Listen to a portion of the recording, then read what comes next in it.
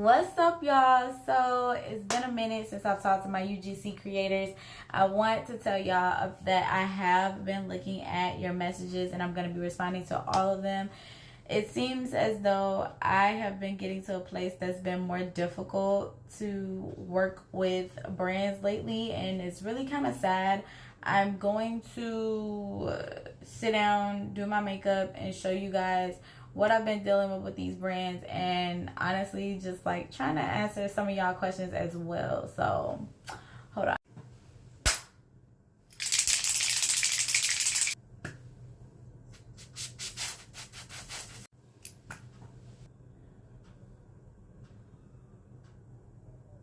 Yeah. Okay, so I didn't realize how difficult it was to do your makeup and talk at the same time, or just tell a story. Okay, so like give your fellow content creators some credit, because this is so freaking difficult. Like it's just, I'm trying to think about not looking like a clown and also telling you guys how to be content creators. Okay, so how I started was I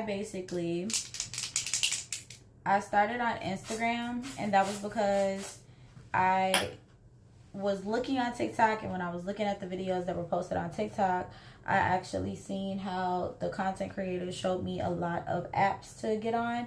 So I started getting on apps that allowed content creators to put their email in, and I basically went from there. Like once brands started finding me through my email, they started reaching out to me. The first tip that I was learning was that brands are going to reach out to you. You do not have to reach out to them. A lot of times we make the mistake and we go right into basically trying to reach out to the brands, and sometimes they give you more denies than actually wanting to work with you, because they aren't the ones that reach out first. So make that one of the things that you learn from this video, is that you don't necessarily have to email the brands first. Wait on them to email you.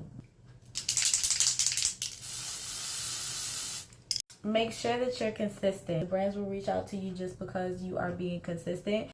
And that, ladies and gentlemen, is how I put on my makeup in less than 5 minutes. Because, baby, I do not like doing too much. I just don't, y'all. Like, I just don't. So then after brands started reaching out to me, I had to start figuring out, how was I going to respond to these brands? Was it going to be simple? Was it not? I didn't know. So I basically had to just find out on my own, just kind of like learn as I go, basically, like just do it type of thing. And they would have instructions. So like, I didn't have to be so confused because they had instructions. So like if a brand reaches out to you and they say, hey, I want you to create content for me, they're going to have instructions and a layout for what they want you to do and how they want you to promote their item. They're going to say how they want you to wear it, what they want you to say about it. They're going to say, do you have any scripts, and things like that. What I would avoid doing is what a lot of brands are doing now, is they're giving you videos of other content creators and they're saying do the exact same thing. Do not do the exact same thing. Be inspired, be motivated, but do not do the exact same thing. Come up with your own content, okay? Because content creators do not like when you steal their stuff, because a lot of times that's taking hours out of their day, and it is something that is very serious to them, because it's very time consuming. So for you to take somebody else's craft and work when you didn't put any energy into it, you didn't put any type of input into it, is really just stealing. And yeah, they gon' put you on blast. So don't do that. A lot of times brands don't understand. Content creators do not like that. Next, I want to talk about rates, right? So brands a lot of times don't necessarily tell you that you can be getting paid for each free sample that you get to post the content for. A lot of times they try to get you to post 3 or 4 different videos without getting paid, and you have a right telling them about your rate at that point. So after the first video, you can tell them your rate, or literally at the first video, you can tell them your rate. It depends on where you're at, you know, how comfortable you feel, how much the item is actually worth.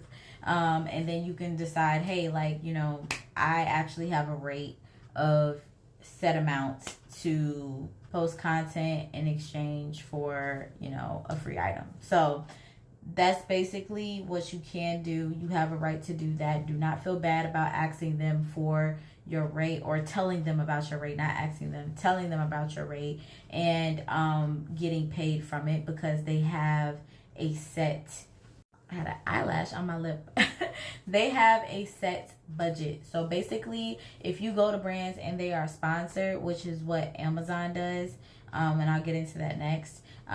Brands are usually sponsored, which means that they have funding from other business platforms, business loan platforms, that allow them to pay content creators a budget to promote their items, right? Because we are serious. This is a serious business. That means that people are actually paying us to do the content because we are bringing more profit. So it's a benefit on both ends. Telling them your rate is not a bad thing. Don't feel bad about it. That a lot of them have a budget of over $1 million. So do not feel bad about telling them your rate. Next, we have Amazon Storefront. You can be an affiliate on Amazon Storefront, and you can get a commission off of what other people buy on Amazon. On Amazon, it's a little bit different, just simply because even if people don't get the things that are in your cart, just by them looking at your page and at your storefront, anything that they have in their cart, along with any items that they might get from you, you will get commission on all of those items together. Now, that is why it's important to always tell people about your Amazon storefront, because you could be getting paid at any given point in time for all of the content that you do. So, yeah.